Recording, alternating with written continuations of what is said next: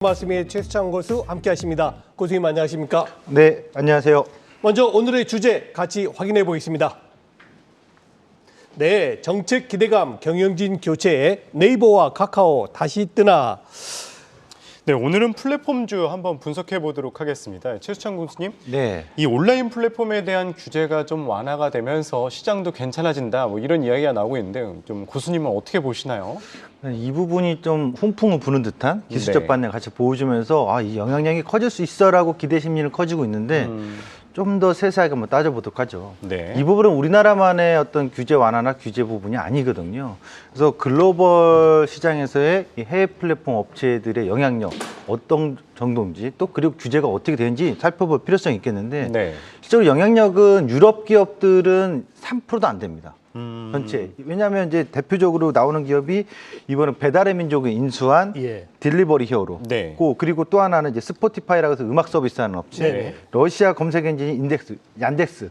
요거 정도 빼면은 특별히 아는 기업이 없어요. 대다수 미국 기업이거든요. 네. 그리고 아시아 기업들인데 이 기업들에 대해서 플랫폼에 대한 규제가 나오는 이유는 이렇게 좀 보시면 될 것 같아요. 일단은 공룡 기업. 독과점, 독점을 할 가능성이 우려가 된다. 시장의 지배를 남용하거나 악용할 우려가 있다라는 거고. 네. 두 번째 중요한 게 이 플랫폼 관련된 종사자들에 대해서 근로자로 와서 근로 표준 계약을 할 거냐 안 할 거냐 이거 기준이거든요. 한 예를 보면 독일 같은 경우는 2018년도에 경쟁지향 방지법에 대해서 10개의 법안을 발의해놨고 통과시켰고 보장을 더 강화시켰어요. 네. 플랫폼에 대해서. 그다음에 일본 같은 경우 올해 2월 달에 특정 디지털 플랫폼에 대한 법안을 또 제출했고요. 네. 통과시켰고요. 호주 같은 경우는 뉴스미디어 디지털 플랫폼 의무 교섭법을 또 발의했고요. 네. EU 같은 유럽 같은 경우 전체적으로 2020년 12월에 디지털 시장법을 제정했습니다. 미국 같은 경우는 2021년 6월에 플랫폼 독점 종식법에 관련된 법안을 또 제출했거든요. 그러니까 우리만 규제했던 게 아니라 전 세계적으로 이 플랫폼 업체들에 대한 규제가 계속 강화되고 있는 과정인데 네. 이거는 변화가 없는 거예요. 그런 점에 있어서 우리나라에서 이번에 대통령 선거에 윤석열 대통령 당선인이 네. 규제를 완화하겠다. 시장에 맡기겠다.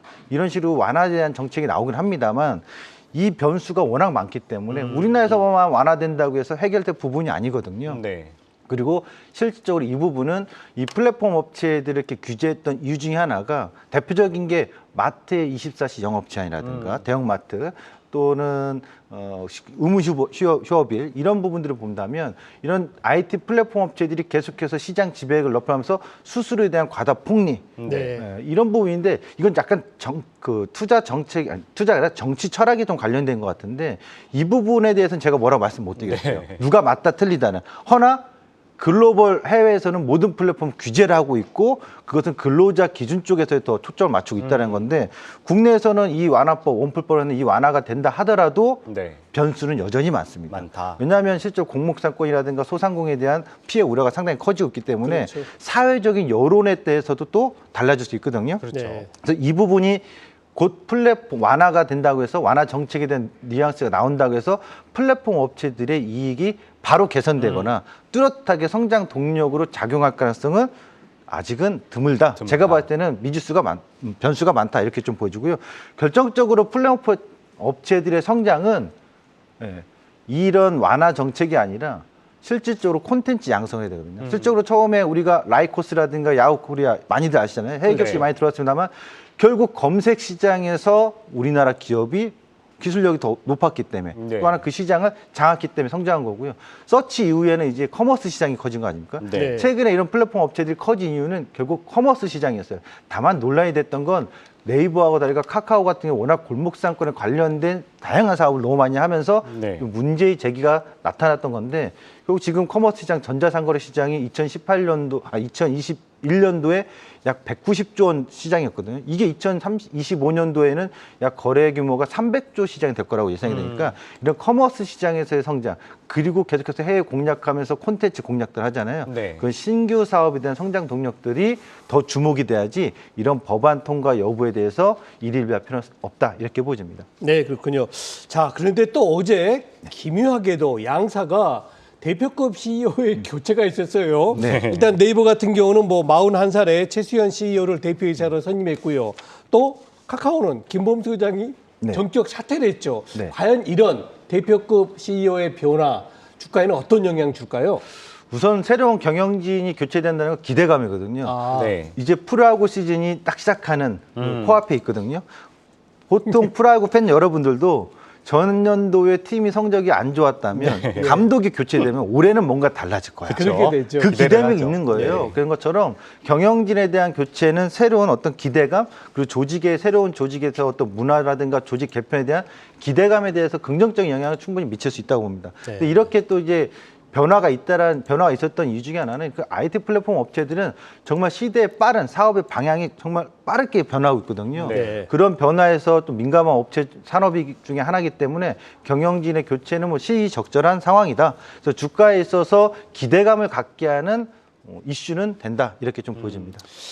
그렇다면 이 네이버와 이 카카오 규제 완화 기대감은 좀 있기는 한데 그렇다고 이제 변수는 또 많다고 말씀을 하셨는데 그러면 1분기 실적 좀 어떻게 전망을 하십니까? 일단 1분기 실적 자체는 보면 네이버나 카카오랑 전년 동기 대비해서 대부분 다 증가 전망인데요. 네. 증가율 자체는 네이버가 매출이 26%, 영업이익이 약 24% 정도, 그다음에 카카오 같은 경우는 매출이 41%, 그리고 영업이익은 12% 정도 증가 전망입니다. FM 가이드 전망에 따르면 네. 이렇게 좀 나와 있는데 결정적으로 지금 네이버나 카카오 같은 경우는 매출액은 비등비등해졌어요.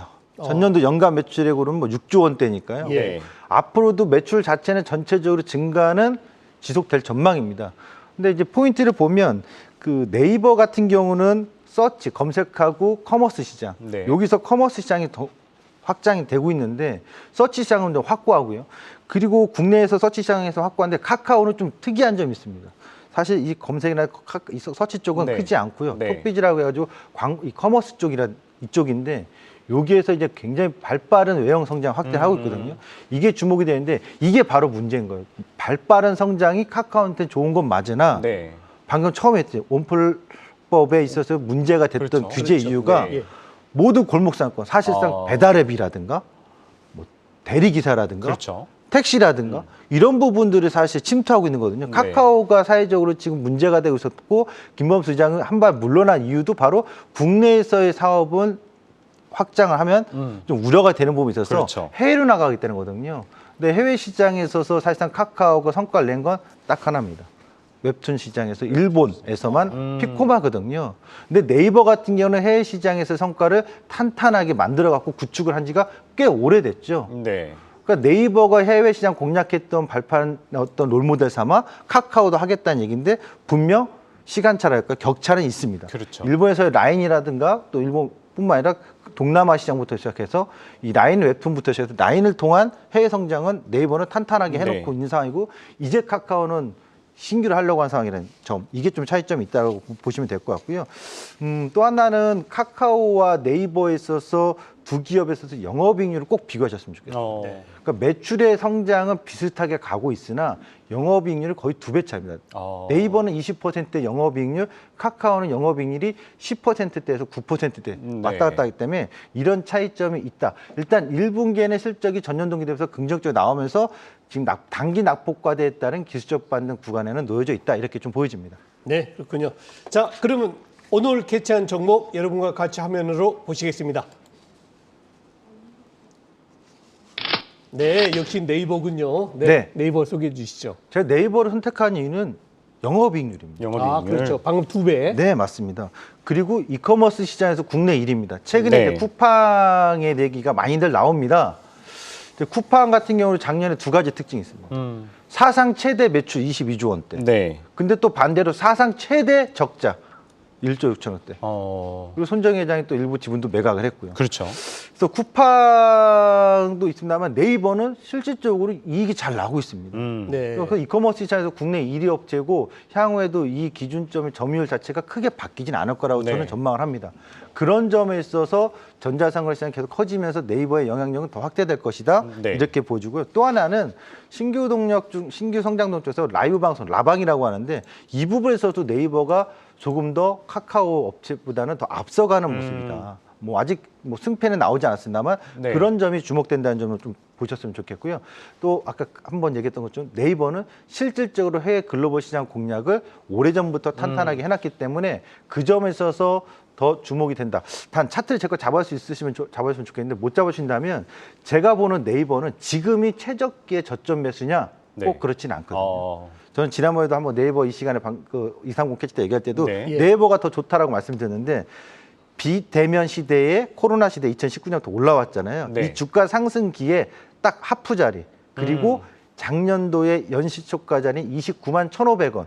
여기를 하회하거나 여기를 이탈하는 시점이 정말 떨어지는 칼날의 낙폭 과대의 최변곡점의 매수식이라고 저는 보고 있기 때문에 지금 시점에서 30만 원 초반대 갖고 있으신 분들은 뭐 저점 바닥권에서 충분히 좋은 매수라고 좀 보여지고요. 중요한 건 어제도 얘기했지만 저점 매수가 끝이 아니라 네. 다시 신고가를 갈 수 있는 가능성이 있는 기업이냐? 전 네이버는 있다라고 봅니다. 네, 지금까지 최수찬 고수와 함께했습니다. 말씀 고맙습니다. 네, 감사합니다.